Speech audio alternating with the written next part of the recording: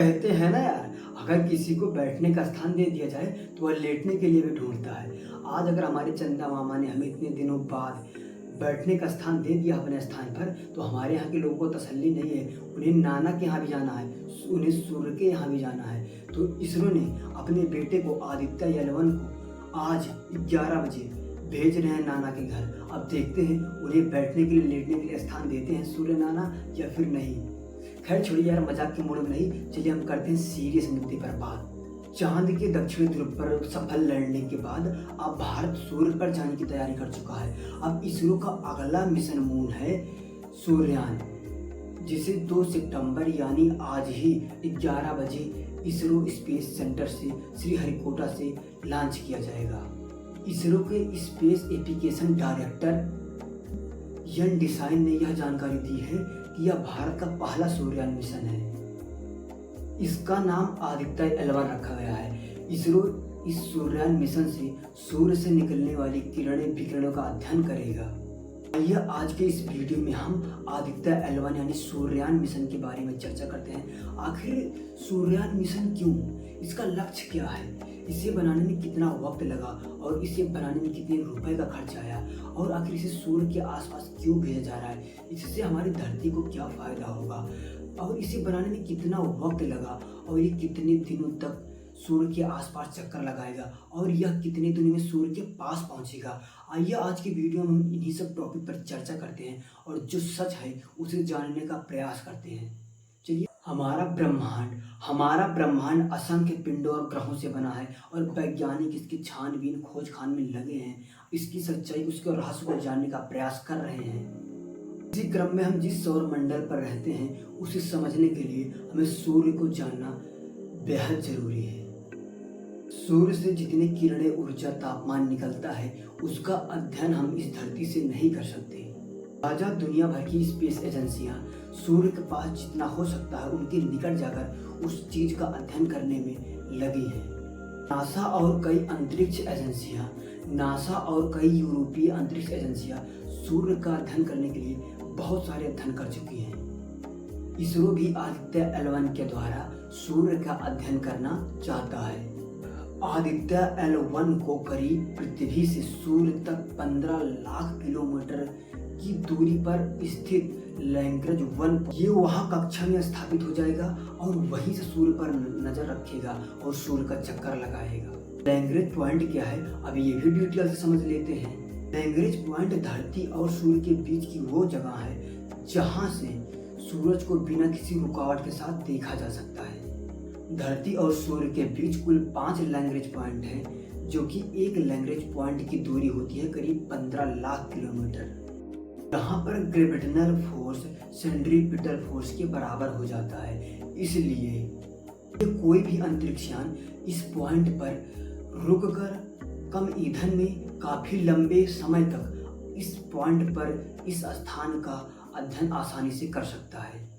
और भारत के सूर्य मिशन यानी आदित्य L1 को सूर्य के सभी लैग्रेंज यानी सभी पांचों लैग्रेंज को ध्यान में रखते हुए तैयार किया गया है।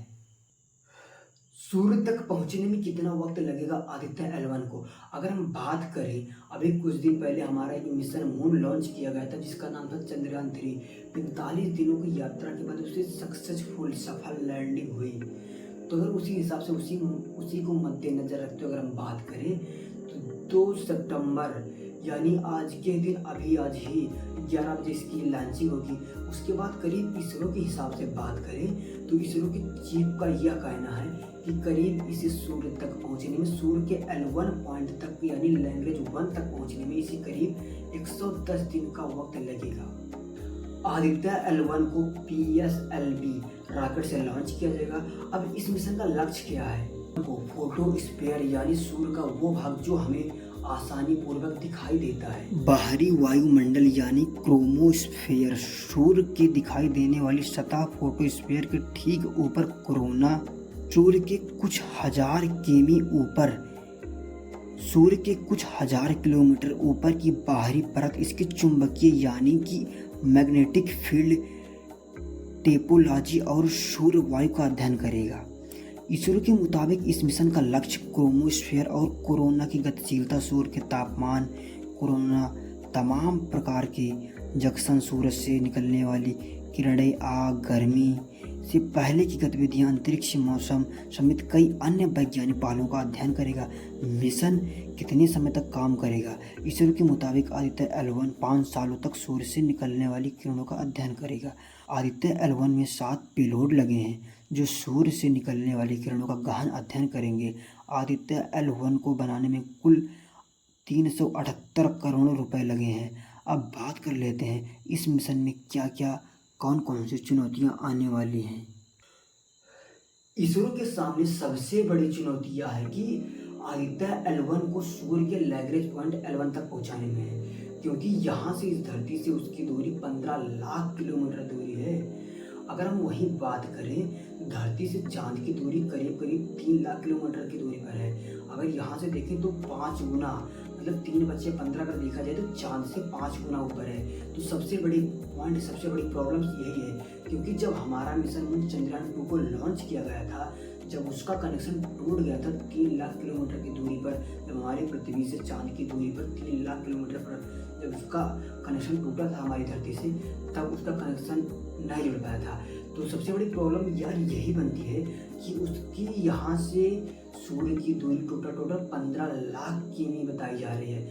यार सबसे बड़ी प्रॉब्लम, सबसे बड़ी चुनौती यही है कि इसको लैंड कराते वक्त बहुत बड़ी प्रॉब्लम आ सकती है। तो चुनौती तो सबसे बड़ी इसरो के लिए यही है। फिलहाल देखते हैं क्या होता है क्या नहीं। फिलहाल आप लोगों की क्या राय है इस आदित्य L1 मिशन पर? आपको क्या लगता है, क्या सक्सेसफुल लैंड होगा या फिर कोई प्रॉब्लम आ सकती है या फिर नहीं आ सकती है? आप लोग अपनी राय कमेंट बॉक्स में जरूर बताइएगा। तो चलिए ठीक है, आपको मिलता है नेक्स्ट वीडियो में। अगर हमारा वीडियो अगर मेरे भाई जरा भी पसंद आया हो, जरा भी इन्फॉर्मेटिव लगा हो, आपको जरा भी आपको थोड़े भी सीख और शिक्षा मिली हो, तो मेरे भाई सब्सक्राइब करना, लाइक करना और शेयर करना और अपने दोस्तों के पास जरूर शेयर करना।